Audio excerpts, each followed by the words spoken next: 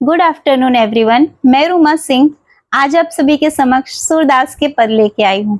सूरदास के पद पढ़ने से पहले हम सूरदास के विषय में जानेंगे। सूरदास जो कृष्ण भक्ति शाखा के प्रमुख कवि माने जाते हैं, उनकी रचनाएं हैं सुरसागर, साहित्य लहरी, सुर सरावली। भ्रमर गीत जो कि बहुत प्रसिद्ध था, उसमें से ही हमारे सिलेबस में कुछ भाग आए हुए हैं जो आज हम उनके विषय में चर्चा करेंगे। चर्चा करने से पहले हम सूरदास के विषय में जानते हैं। सूरदास का जन्म कब, कहाँ और कैसे हुआ था। सूरदास का जन्म सिंही नामक अर्थात दिल्ली के निकट सिंही नामक ग्राम में हुआ था। कुछ लोगों का मानना है उनका जन्म मथुरा के निकट रुनकता नामक गांव में हुआ था। 1478 में जन्म लेने वाले सूरदास जी, कुछ लोगों का ऐसा मानना था कि वह जन्मांध थे। जन्मांध का तात्पर्य है वह जन्म से अंधे थे। जन्म से उन्होंने कभी कुछ भी देखा नहीं था, फिर भी कृष्ण की लीलाओं का इतने मनोरम दृश्य के साथ वर्णन किया है, ऐसा किसी भी कवि, अन्य कवि के काव्य में देखने को नहीं मिलता। तो आज हम देखेंगे कृष्ण ने बिना देखे कृष्ण की लीलाओं का किस प्रकार से वर्णन किया है सूरदास के पद में। सूरदास के ज्यादा से ज्यादा पद ब्रज भाषा में लिखे गए हैं, क्योंकि मथुरा के निकट आसपास के क्षेत्र की जो भाषा थी वह ब्रज भाषा थी। तो ब्रज भाषा में ही उनकी रचनाएं हमें देखने को मिलती है। जैसे तुलसीदास, आगे के चैप्टर में हम देखेंगे तुलसीदास अवधी भाषा में लिखते थे, उनके रामचरितमानस प्रमुख रचनाएं अवधी भाषा में है। वैसे ही सूरदास की रचनाएं हमें ब्रज भाषा में देखने को मिलती है। तो ब्रज भाषा में है, आपको समझने में थोड़ी कठिनाई होगी, इसीलिए मैं आपको अर्थ भी साथ ही साथ स्पष्ट करते हुए चलूंगी। तो आपको बस इतना करना है कि साथ में अर्थ भी लिखते हुए आगे बढ़ना है। जशोदा हरि पालने झुलावे, जशोदा हरि पालना झुलावे। जशोदा का अर्थ है माता यशोदा। माता यशोदा कौन थी? जिन्होंने कृष्ण का पालन पोषण किया था। जन्म देने वाली माँ का नाम क्या था? आप सभी को पता है, पहले भी हमने चर्चा की थी। जन्म देने वाली माँ कौन थी? देवकी। Devaki, very good. तो जिन्होंने जन्म दिया उनका नाम देवकी था, लेकिन उनका जो पालन पोषण किया उनका नाम था माता यशोदा। यशोदा माँ श्री कृष्ण को सुलाने का प्रयत्न कर रही हैं, लेकिन श्री कृष्ण जो है अपनी लीलाएं दिखा रहे हैं यहाँ पर, और वह नहीं सो रहे हैं। जशोदा हरि पालने झुलावे, पालने अर्थात झूला, झूले में उन्हें झुला रही हैं।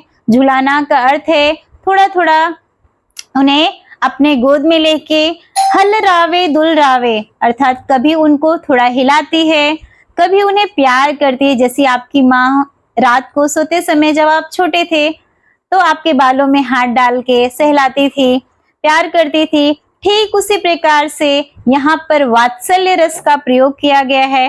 वात्सल्य रस के माध्यम से बताया जा रहा है किस प्रकार से माता यशोदा श्री कृष्ण को हिलाते हुए, दुलराते हुए, गाते हुए, अर्थात कृष्ण को नींद नहीं आ रही है, ऐसी परिस्थिति में माता यशोदा उन्हें लोरिया गा के सुना रही है। सोई कछु गावे, कछु का अर्थ है कुछ ऐसे गीत गा रही है जिसके माध्यम से उन्हें जल्द से जल्द नींद आ जाए। गावे का अर्थ है गीत गाना। मेरे लाल को आओ निदरिया, अर्थात माता यशोदा कह रही है मेरा लाल, लाल अर्थात कौन? कृष्ण। मेरे कृष्ण को निंदरिया आए। निंदरिया का तात्पर्य यहाँ पे है निंद्रा से, नींद से है, अर्थात माता यशोदा कह रही है कि मेरी लाल को नींद आए। काहे न आने सुआवे, अर्थात हे निंद्रा तुम यहाँ पर आओ और तुम्हारी यहाँ आवश्यकता है। मेरी निंद्रा को, मेरे कृष्ण को, मेरे लल्ला को नींद नहीं आ रही है, कान्हा को, आप आओ और मेरे कान्हा को सुलाओ। तो काहे नहीं वेगहि आवे, ताको कान बुलावे, अर्थात यहाँ पर माता यशोदा निंद्रा से बातें करते हुए कहती हैं कि तुम क्यों नहीं आ रही हो, तुम्हें मेरा कान्हा बुला रहा है, मेरा कान्हा आपको याद कर रहा है, तुम आओ और मेरे कान्हा को सुला दो। कबहू पलक हरि मूंद लेते हैं, अर्थात हरि का तात्पर्य यहाँ पे कृष्ण से है, कान्हा से है। कहते हैं कभी कृष्ण आंखें मूंद ले रहे हैं, माता यशोदा को परेशान कर रहे हैं, कभी आंखें मूंद लेते हैं। और जब माता यशोदा को ऐसा लगता है कि कृष्ण सो गए हैं, जैसे ही उन्हें सुलाने का प्रयत्न करती है, कभो अधर फरकावे, अधर का तात्पर्य है अपनी भौहें, अर्थात अपने आंख की भौहें जो है उसे फरकाते हुए कान्हा फिर से उड़ जाते हैं। जैसे ही माता यशोदा सुलाने का प्रयत्न करती है, कबहू का अर्थ है अर्थात तुरंत, कभी कभी वह अपने कुछ समय के पश्चात अपने आंखों के पलकों को ऊपर नीचे करके यह माता यशोदा को बताते हैं कि अभी मैं सोया नहीं हूँ, अभी मैं जाग रहा हूँ।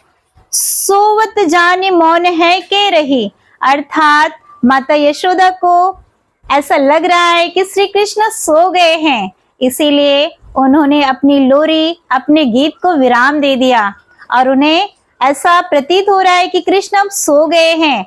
सोवत जाने मौन है के रही, करी करी सैन बतावे, अर्थात जैसे ही माता यशोदा मौन हो जाती है, श्री कृष्ण अपने लीलाओं के माध्यम से फिर से उन्हें बताने का प्रयत्न करते हैं कि मैं अभी जाग रहा हूं, अर्थात अभी मैं सोया नहीं हूं।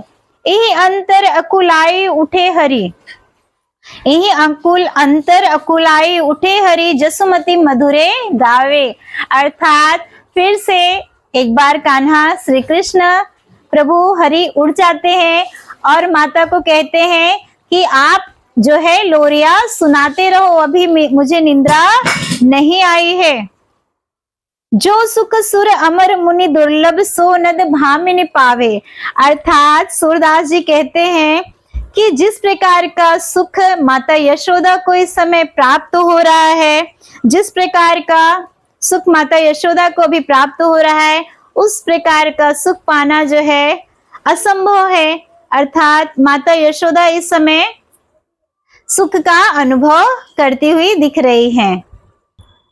खीजत जात माखन खात, अरुण लोचन भौह टेढ़ी, बार बार जमहात, अर्थात उपर्युक्त पद के माध्यम से सूरदास जी कहते हैं कि श्री कृष्ण खीजत जात अर्थात अपनी माता से रिझते हैं और माखन खा रहे हैं, रीझ भी रहे हैं और माखन से इतना प्रेम है, साथ ही साथ माखन भी खा रहे हैं।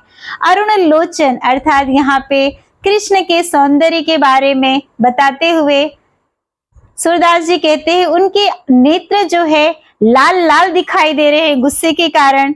भौहें टेढ़ी अर्थात माता यशोदा के सामने वह गुस्सा दिखा रहे हैं, इसके लिए उनकी भौहें टेढ़ी हो रही है और जम्हाई ले रहे हैं, माखन खाते खाते जम्हाई ले रहे हैं।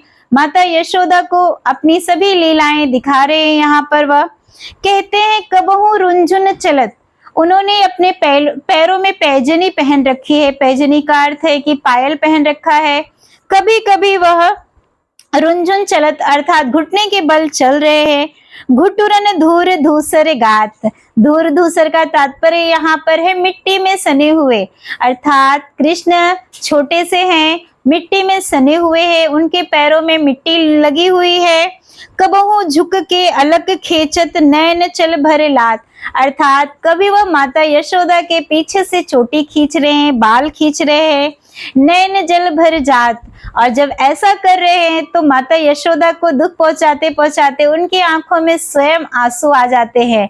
नैन भर जात कबहू तुतरे बोल बोलत, कभी कभी छोटे हैं होने के कारण उनकी वाणी स्पष्ट नहीं हो रही है, वह तूतले बोल रहे हैं। तोतला का अर्थ है कि उनकी वाणी जो बोल रहे हैं वह सीधा स्पष्ट नहीं हो पा रहा है कि वह क्या बोल रहे हैं। कबहू बोलत तात, अपने पिता को वह तात के नाम से संबोधित करे, तात का अर्थ होता है पिता। तो कृष्ण जी नंद जी को तात के नाम से संबोधित करते हैं। सुर हरि की निरखी शोभा निमिख तजत न जात, अर्थात सूरदास की यह शोभा माता यशोदा और नंद से एक पल के लिए भी छोड़ी नहीं जा रही है। वह पूरा आनंद ले रहे हैं कृष्ण की बाल लीलाओं का। तो इस पद के माध्यम से सूरदास जी ने हमें बताया है किस प्रकार से श्री कृष्ण जब छोटे थे तो माता यशोदा को अपनी लीलाओं से परेशान करते थे। जब माता यशोदा नाराज हो जाती थी तो किस प्रकार से उन्हें मनाते थे और अलग अलग लीलाएं दिखाते थे। तो अगली पंक्ति के माध्यम से हम देखेंगे, जो कि अगली पंक्ति और अंतिम पंक्ति है। इसमें सूरदास जी कहते हैं, एक बार श्री कृष्ण अपनी माँ से नाराज हो गए हैं और नाराज होकर क्या कहते हैं देखते हैं। कहते हैं, मैया मेरी मैं चंद्र खिलौना ले हो, अर्थात मुझे खिलौने के रूप में चांद चाहिए। एक दिन माता यशोदा उन्हें लेकर ऐसे ही बैठी थी और वहां थाली में पानी था। पानी में उन्हें चांद का दृश्य दिखाई दिया। चांद का दृश्य देखने के बाद कृष्ण के को ऐसा प्रतीत हुआ कि एक प्रकार का खिलौना है और वो अपनी माता से हट करने लगे कि माँ मुझे वह चांद रूपी खिलौना चाहिए, मैं उसी से खेलूंगा। माँ उन्हें लाख समझाने का प्रयत्न करती है, लेकिन वह कहते हैं, धौरी को पे पान न सिर ना गुथियो, अर्थात मैं गायों को चराने भी नहीं ले जाऊंगा और आपसे मैं अपनी चोटी भी नहीं गुछाऊंगा।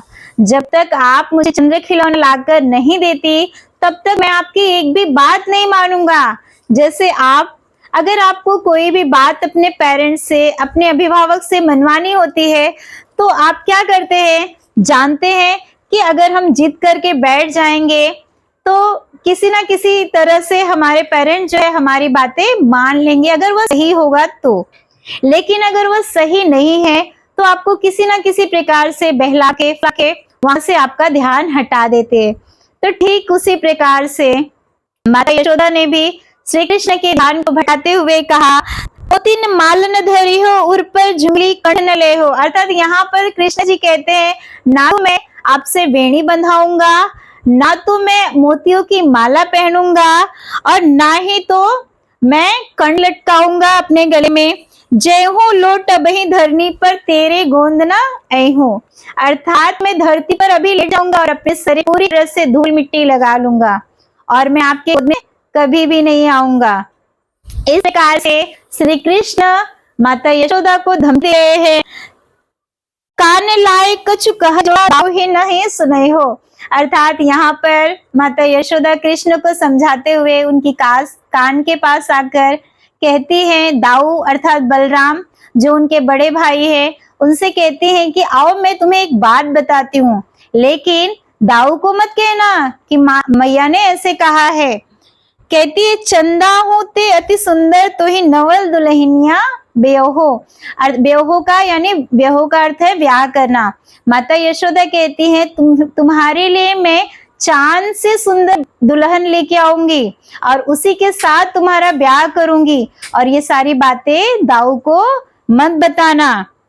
तेरी सौ मेरी सुन मैया अब ही ब्याहन जय हो, अर्थात यहाँ पर श्री कृष्ण कहते हैं, माँ मैं आपकी सौगंध खाकर कहता हूँ, अगर आप मेरे लिए चांद के समान दुल्हन लाओगी तो मैं अभी ब्याह करने के लिए तैयार हूँ और मैं अभी आपके साथ ब्याह करने के लिए चल रहा हूँ। सूरदास सब सखा बराती नूतन मंगल गई हो, नूतन यानी नया, अर्थात सूरदास जी कहते हैं कि जितने संगी साथी हैं सब लोग मिलकर ब्याह का गीत गाएंगे और मेरी दुल्हन को लेके आएंगे।